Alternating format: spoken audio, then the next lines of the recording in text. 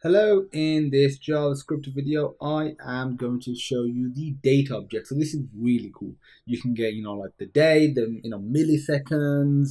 You can, do a bunch of manipulation. As usual, there's so much, so many features to be able to showcase just in one quick video. But if you understand what we're going to cover in a moment, then you'll be good to go. I'll provide a link to the Mozilla Developer Network, amazing website, and you'll see all the different, properties and the methods that you can utilize. Okay, so to create a object, there's actually a few different ways.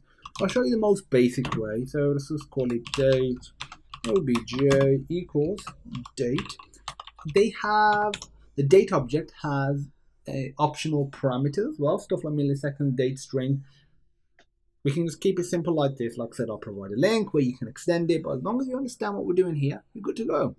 So now, let's just do console.log to see what this actual date object, as of now, before we utilize any of its properties, actually has, what it is.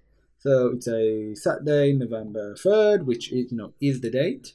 And it says 3:10:07, and so I'm guessing if I were to reload it, the seconds are changing as well. Greenwich Mean Time, yes, I am in the UK, so all of that lines up. That's pretty darn cool. But again, we might not just want it like, well, as simple as this. We might want a bit more than this, so we could do console.log,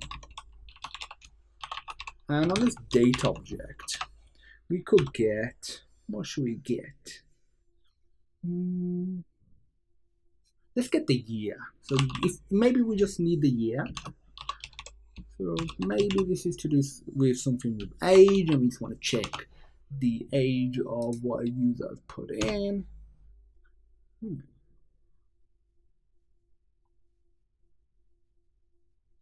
That did not work. So what have I done wrong?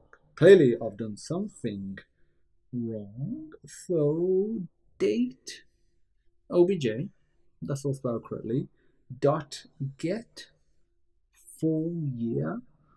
I can't see anything specifically wrong with that. Yeah, obviously, are you being serious? I think I know what the issue is. I can't believe I made this mistake. But the new keyword is an object, so I need the new keyword. There we go. Well, I was unable to access this full range of properties. Okay, so we got 2018. That is pretty darn cool. You can get a bunch of other stuff as well. So you can get, the UTC equivalent of the hours, the millisecond, the minutes, the months, and seconds. So you can, you can set the year manually. So if you want to override that, you can get the string equivalent of these as well.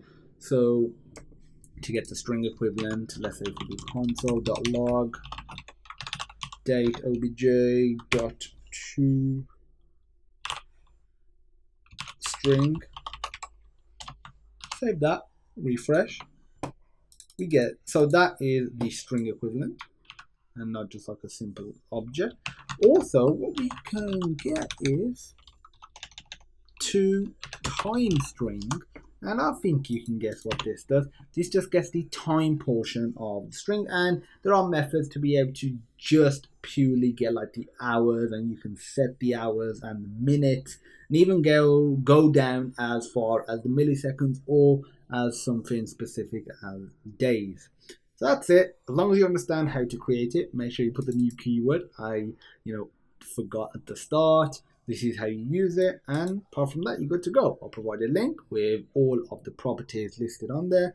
As usual, thank you for watching, and if you have any other videos, I'm the one providing the videos. If you have any questions, feel free to pop me a message, and I look forward to seeing you in the next video, which I will be providing.